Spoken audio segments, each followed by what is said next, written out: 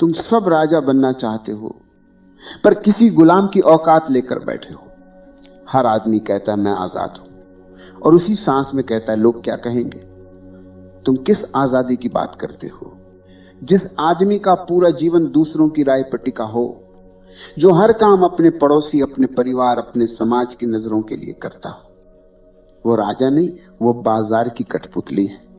तुम्हारे कपड़े तक तुम्हारे नहीं, तुम्हारे विचार तक तुम्हारे नहीं, तुम्हारी प्रार्थनाएं तक उधार की है। तुम्हारा भगवान भी उधार का है, क्योंकि तुमने कभी उसे खोजा नहीं। तुमने बस वही मान लिया जो सब मानते हैं, और तुम सोचते हो तुम विशेष हो।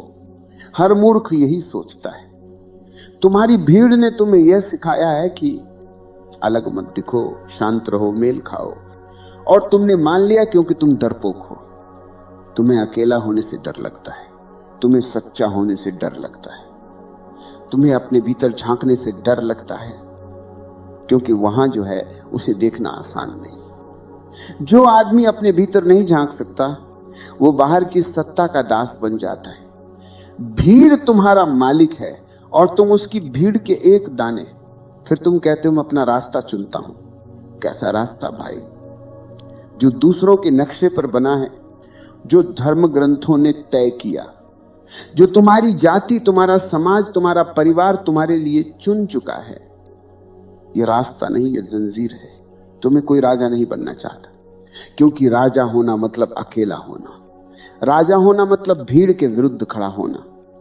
राजा होना मतलब यह स्वीकार करना कि अगर दुनिया पूरी तरह गलत दिशा में जा रही है तो भी मैं अपनी दिशा में जाऊंगा।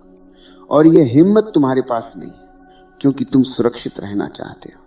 तुम्हें नाम चाहिए, चेहरा चाहिए, पहचान चाहिए। पर जो खुद को जान लेता है उसे इन चीजों की जरूरत नहीं रहती। भीड़ में जो खड़ा है वह सुरक्षित है पर मरा हुआ है, और जो अकेला निकलता है वह असुरक्षित है पर जीवित है।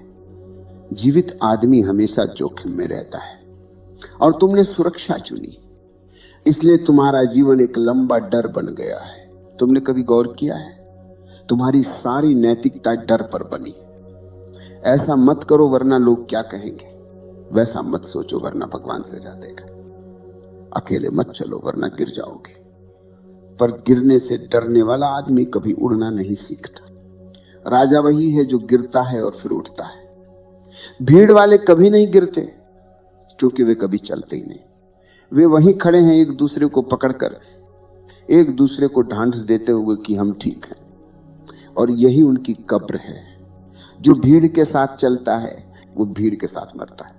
जो अकेला चलता है वो मृत्यु के पार जाता है। तुम सोचते हो कि भीड़ तुम्हें समर्थन देगी। नहीं भाई, भीड़ केवल कायरों का घर है। भीड़ को सच्चा आदमी कभी पसंद नहीं आता।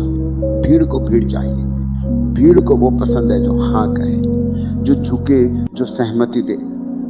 भीड़ को विरोध से डर लगता है, क्योंकि विरोध सोचने पर मजबूर करता है। इसलिए अगर तुम सोचते हो तुम्हें भीड़ सम्मान देगी तो तुम पागल हो। भीड़ ने कभी सत्य को सम्मान नहीं दिया।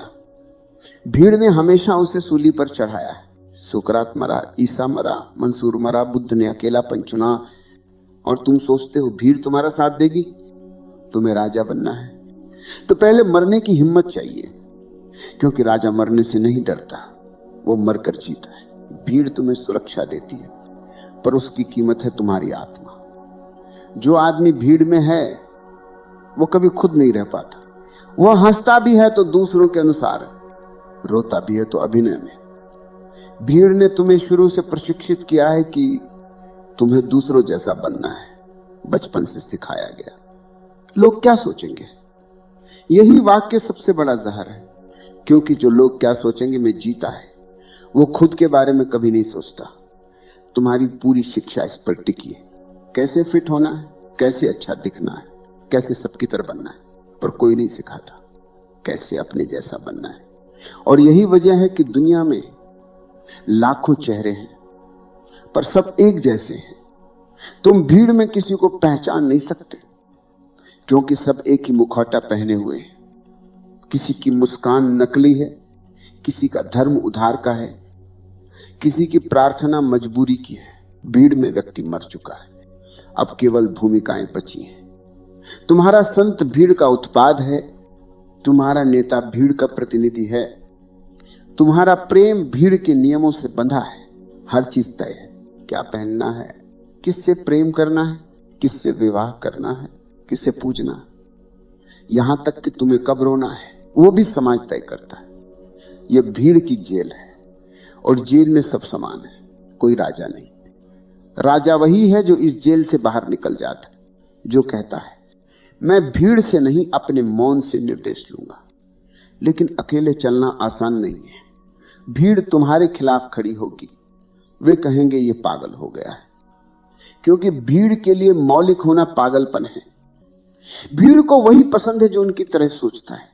भीड़ सोचती नहीं, वो केवल नकल करती है। जो सोचता है वो हमेशा अकेला रह जाता है। इतिहास में हर सत्य अकेले चला है। बुद्ध अकेले निकले, मसीह अकेले मरे, कबीर अकेले हंसे, क्योंकि भीड़ कभी सत्य की साथी नहीं रही। भीड़ का धर्म है झूठ। झूठ सुविधाजनक है, सत्य असुविधाजनक। भीड़ को आराम चाहिए, राजा को स्वतंत्रता, और आराम और स्वतंत्रता साथ नहीं चल सकते। भीड़ कहेगी हम साथ हैं, पर भीड़ के साथ रहना यानी अपनी आत्मा खो देना। भीड़ से निकलना डरावना है, पर वही यात्रा शुरू होती। जिसने अकेलापन नहीं जाना वो आत्मा को नहीं जान सकता। अकेलापन तप है, भीड़ नशा। भीड़ में आदमी भूल जाता है कि वो कौन है, अकेले में उसे याद आने लगता। और याद आना दर्दनाक है, क्योंकि सारा झूठ टूट जाता है, पर उस टूटन से ही जन्म होता है। भीड़ से बाहर निकलना मृत्यु जैसा है, पर वही दूसरी जन्म की शुरुआत है। राजा वही है जो मरकर जीना जानता है। वो भीड़ की मौत मरने से इनकार करता है। वो अपने भीतर के साम्राज्य में लौट आता है, जहां न कोई भगवान है, न कोई आदेश, सिर्फ मौन है, और वही उसका राज्य है।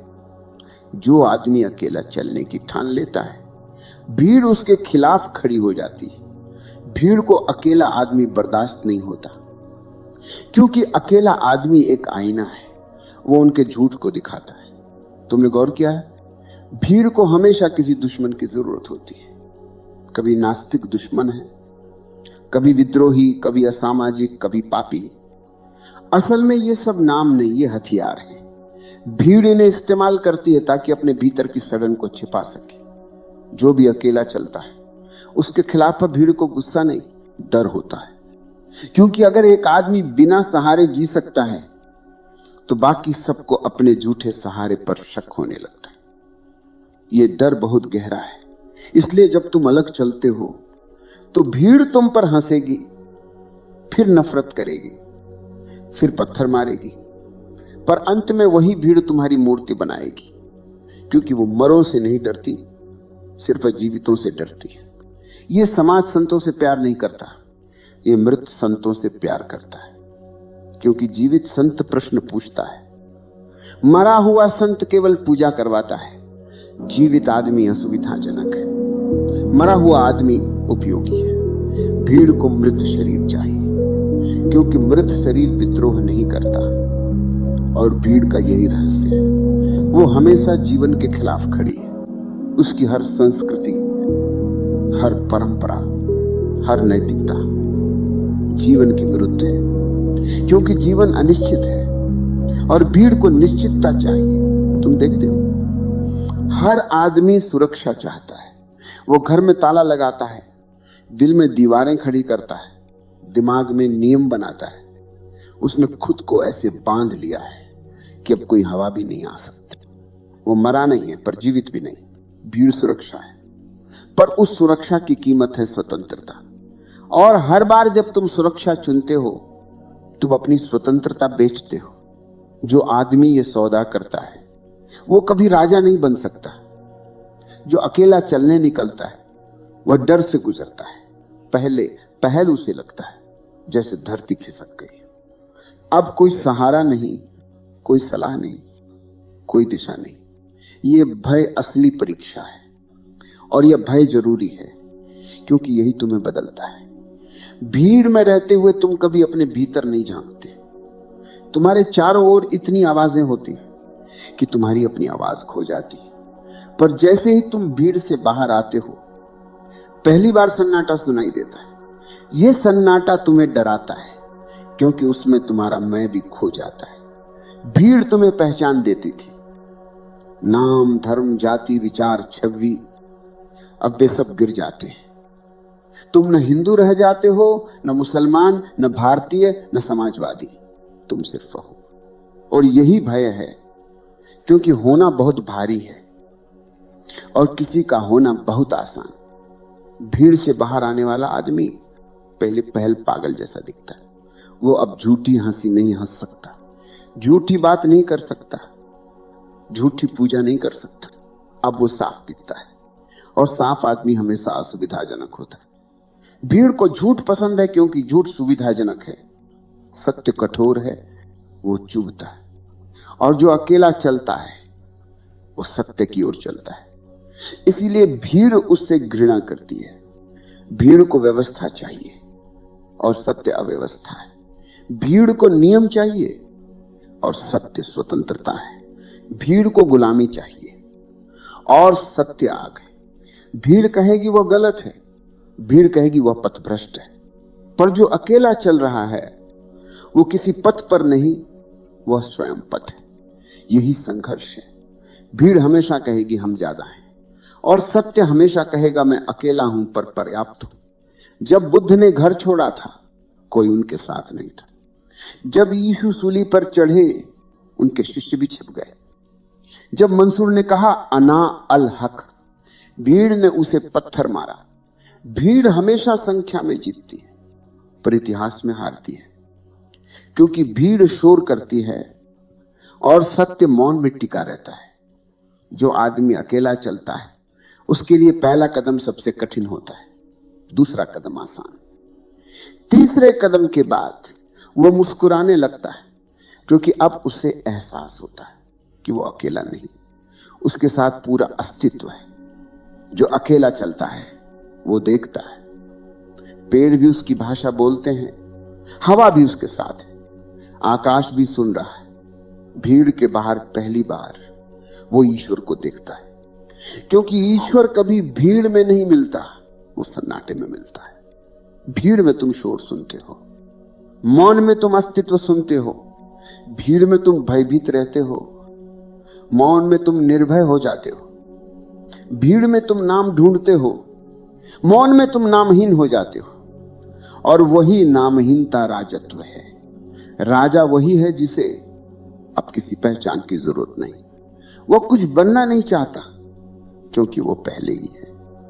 उपनिषद में एक वाक्य है, नायमात्मा बलहीन लभ्य, आत्मा दुर्बल को नहीं मिलती। और दुर्बल कौन है? जो भीड़ में सुरक्षित रहना चाहता है, जो अकेला चलने से डरता है, जो अपने सत्य के लिए मर नहीं सकता, वो दुर्बल है। शक्ति का अर्थ मांसपेशियों से नहीं है। शक्ति का अर्थ है तुम अकेले हो और फिर भी शांत हो, तुम्हारे खिलाफ पूरी दुनिया खड़ी है और फिर भी तुम डरे नहीं। ये है शक्ति। ये श्लोक कहता है कि केवल वही आत्मा को जानता है जो अकेले चलने का साहस रखता है, क्योंकि आत्मा भीड़ का हिस्सा नहीं है। आत्मा भीड़ से मुक्त चेतना है। भीड़ तुम्हें बताती है मिलजुल कर रहो, सहयोग करो, पर क्या तुमने देखा नहीं ये सहयोग कैसा है? ये मजबूरी का सहयोग है। यहां कोई प्रेम नहीं, सिर्फ स्वार्थ है। भीड़ का धर्म है एक दूसरे की कमजोरी ढंकना। भीड़ कमजोरों का समूह है और राजा अकेले चलता है, क्योंकि वो अपनी कमजोरी से भागता नहीं, वो उसका सामना करता है। वो अपने भीतर के अंधेरे को देखता है। वो डरता है पर भागता नहीं, वो गिरता है पर उठता है, वो हारता है पर सीखता है, वो सवाल पूछता है और जवाब नहीं ढूंढता, क्योंकि जवाब अंत है और सवाल ही जीवन है। भीड़ को जवाब चाहिए, राजा को यात्रा चाहिए। भीड़ कहेगी हमारा रास्ता तय है, राजा कहेगा मेरा रास्ता मैं खुद बनाऊंगा। भीड़ कहेगी इतिहास कहता है। राजा कहेगा मैं अपना इतिहास बनाऊंगा। भीड़ कहेगी ईश्वर ऊपर है। राजा कहेगा ईश्वर मेरे भीतर है। यही विरोधाभास है। भीड़ को बाहरी व्यवस्था चाहिए, राजा को भीतर की व्यवस्था। भीड़ को नियम चाहिए, राजा को मौन। भीड़ को नारा चाहिए, राजा को सत्य। भीड़ सोचती अकेला आदमी कमजोर है, पर मैं कहता हूं अकेला आदमी ही बलवान है, क्योंकि उसका कोई सहारा नहीं और यही उसकी ताकत है। भीड़ के पास संख्या है, पर राजा के पास साहस है। भीड़ के पास आवाज है, पर राजा के पास मौन है। भीड़ के पास तर्क हैं, पर राजा के पास सत्य है। भीड़ कहती है हम सब एक जैसे हैं, राजा कहता मैं अलग हूं और यही मेरा सम्मान है। भीड़ हमेशा बराबरी में विश्वास करती है, राजा असमानता में, क्योंकि असमानता ही सुंदरता है। अगर सब एक जैसे हों तो जीवन का अर्थ क्या बचेगा?